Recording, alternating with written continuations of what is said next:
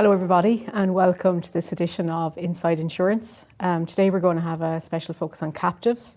My name is Jean Ray. I'm a consulting partner here at KPMG and I'm delighted to be your host for this series. Today I'm delighted to be joined by Brian Quinn. Brian is founding director and owner of Granite Management Limited. Granite is a Bermuda-based captive management and consulting company which focuses on international employee benefits and other specialist risks. Brian and Granite are world leaders in the reinsurance and financing of employee benefit programs. The programs are designed to reduce the cost of the programs for client companies without changing the terms and conditions and indeed the benefits. Brian provides services to a large number of Fortune 100 companies. This enables the leaders of those companies to implement their global programs efficiently while at the same time realising significant and tangible benefits. So thanks a million, Brian, for joining me today. Thanks a lot. Great to see you and meet you, Jean. Yeah, and for coming to us in Dublin. Yeah. I suppose we might start... The accent's deceiving. I'm not based here. It is. I suppose as founding, I suppose, director of Granite, might be useful just to start by giving a little bit of context to Granite, the kind of work you do, the services you provide, and so on. So yeah, as my years you can see, I've been working in insurance for a long time. Started working in Dublin here and moved on. But I ended up working in a corporate risk management function within a large multinational. And at the time, back about 20 odd years ago, we looked to bring employee benefits in. And at the time, it was a large American multinational, and I helped them to bring in employee benefits into their captive. We were the first US company to bring employee benefits into the captive. So I was at the forefront of developing that whole employee benefit and captive sphere.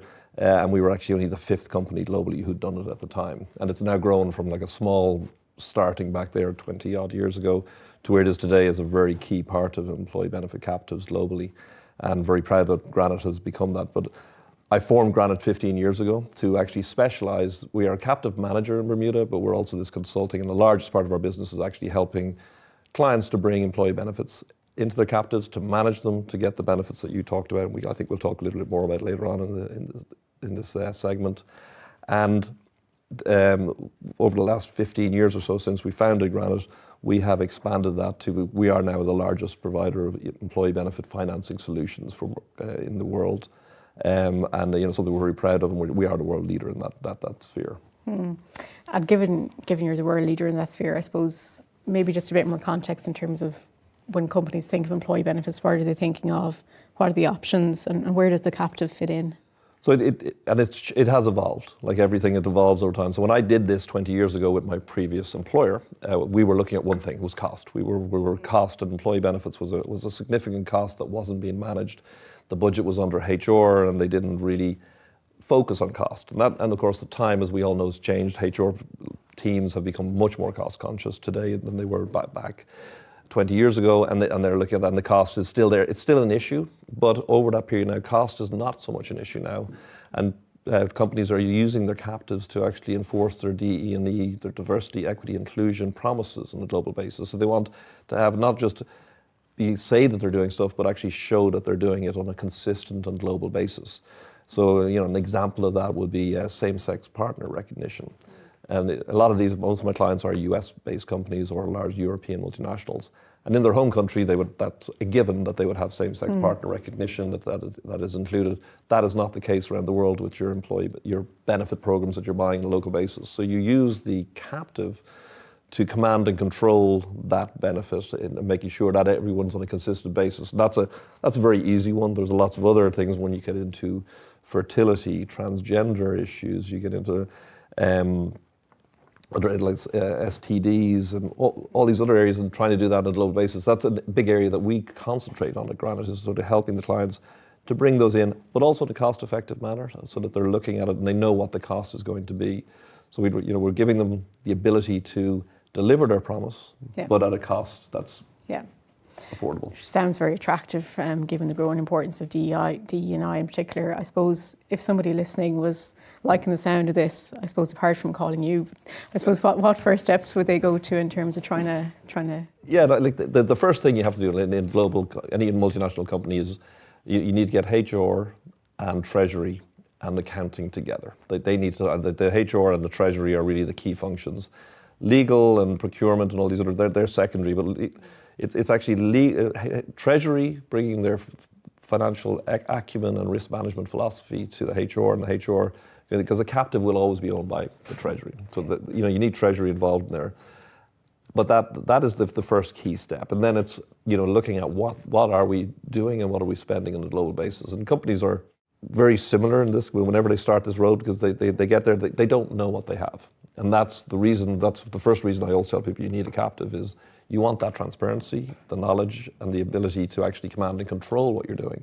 Not control it on the basis of telling people in Italy or in Hong Kong what benefits they should provide. That's a local HR decision. But controlling it in terms of that we know what's there centrally, we know what the costs are going to be. And that's very critical from a Treasury point of view, so they know.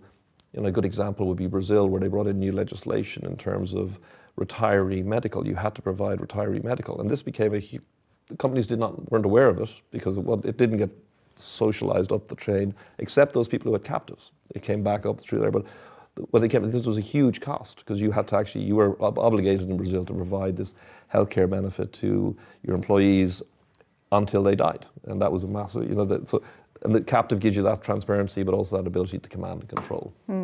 Yeah. I suppose, thinking of the market here, we have a lot of captives here, but they're probably a little bit more in the P&C space. So property, general liability, deductible infill type covers. I suppose, how does what you're doing compare, and what might be the differences and complexities between them? Yeah, well, this will start off like globally there's about 5,000 captives. Rough number, don't quote me on that one, although I just quoted myself. The 5,000 captives, of that there are only, and it's a very hard number to, even though we're a global leader in this, we don't know exactly how many, because there's a lot of not actively managed, but there's probably somewhere about 200 to 250 employee benefit captives. Because it isn't for everyone, you have to be a global, you do have to have a bit of a reach. But a lot of smaller companies are actually coming to us now to do that, and we've done one recently which is very small, and it's actually very viable. So it is changing. But in the P&C world, P&C is very easy in some senses. From an actuarial point of view, Gene, it's a lot more difficult because you got longer tails, especially in your casualty and your workers' comp, employers' liability lines, and you have a lot of developments. EB does not have that because EB is pretty much a straight line. It's 1 year. You got medical trend. Medical is probably the easiest cover to put in. Like we all know, medical's going to go up by between 8 to 15% per annum. Life insurance is simple. They either die or they don't die within a period. Disability, it can get tricky depending on the country. Where we are now is one of those countries. Ireland has it's a rocky road in disability, but it's very manageable. Whereas in P&C, you've got a lot more of that trend. But in P&C, you have the ability, you can actually write one policy form for the world. You can issue a policy from Dublin here, where we are today, that will cover all the countries in Europe, within that in your freedom of services, and it's one policy for everywhere. Employee benefits, you can't do that. Even though you have freedom of services here, you have to have a medical policy in France that is tied up to the network of medical doctors, hospitals, and also the social security systems. Yeah. And that's where employee benefits becomes a lot more complex, and where you need both, a consultant like ourselves, and there's others in the market, but we're the best. But the consultant like ourselves in the market to help you manage that side of it. But you also need a global local broker. They need to be managed to go in there and work in tandem with the captive. And that's an important part, because one thing that does go away when you go into an employee benefit captive is the need to remarket the programs every year, which is the same as P&C. The captive is taking the risk. It's not looking to make a profit, or it's really looking for a buffer rather than a profit. And it is maintaining a cost-effective solution over time, and that manages it a lot better. So it's very similar, but I always like to say what EB captives are doing is bringing Treasury risk management philosophy to human resources without changing the benefits, without changing what they're doing or managing the promise. Because another key thing we do in our role with our clients is educating Treasury on the need to have benefits that are going to attract and retain the best employees, because that's the only reason. You don't provide employee benefits just to be nice. You employ them, you want to get the best people and to attract them going forward. Yeah. I suppose you've touched on a lot of developments around retention, DE&I and that. I suppose, in your opinion, what are some of the biggest developments in the most recent, past, but also looking out into the future as well? Well, the big thing has been actually this terms and conditions, is reviewing terms and conditions on a global basis. And I do have to boast, Granite invented that back a few years ago, and now all our peers are doing the same thing. And it is doing an inventory on what the policies are covering, and the captive gives you the ability to do that. And it's looking at those terms and conditions in detail. So one of the key one that we did back in 2014, we were looking at passive war exclusions, which are on policies globally, and we started removing the passive war exclusions, not war, but passive war. And the reason why we started looking at that was because Russia had, at that point, annexed Crimea, and we could see there was an issue, and there was the eastern side. So all of our clients at that point, we had passive war included within their policies via the captive, because that's what the clients wanted to do. As we all know today, we're in a very different era, and there's now an active war. And those clients are very happy now. Those passive war exclusions are gone. Their employees that are still in those countries, and Ukraine will be the main one at the moment, are covered under the policies, and there's no exclusions. A lot of companies are now looking at that and amending it as well, because some of those are not really relevant.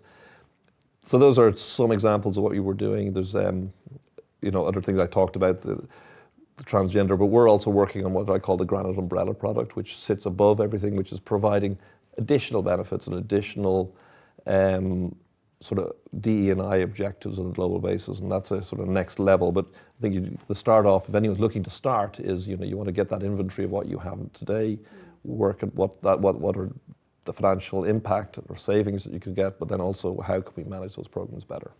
I suppose we've touched on a lot of topics. I suppose if there was one key thing you'd like the audience to take from today, what would that be? If you're considering bringing employee benefits into the captive, don't start. It is a great benefit. It is, not necessarily Granite. I'd love you to work with Granite, but there's lots of other great consultants out there in the world. But it is of great benefit, not just to you as a company, but to your employees, and to help you to attract and retain people. A lot of the work that we're doing in the DE&I space at the moment, I think, is really evolving the world. Another great example of something we did was when COVID came out, there was actually, mostly in Asia, there was pandemic exclusions in medical policies, and we got that not removed. We just said, no, the pandemic exclusion was amended so that if the local health care services or the WHO failed to respond, then the pandemic exclusion would be waived, and that they would provide cover for those. And that at first that didn't make any difference, because there was no real issues, because the WHO and the local governments were providing all that. But we actually had, India was, we all know, was a very severe issues with COVID. And again, that's where we had that removed, so it didn't impact the employees of our clients in India at the time, which was a substantial number of employees. So, yeah, it's don't wait. It's go forward, and there's lots of opportunity out there to bring employee benefits into your captive. Yeah, thanks a million for joining us and taking time out of your schedule while you're here. And for those at home, thanks for joining. I suppose if any of the areas discussed today resonated with you in particular, feel free to reach out to myself or your usual KPMG contact. Thanks for joining, and see you soon.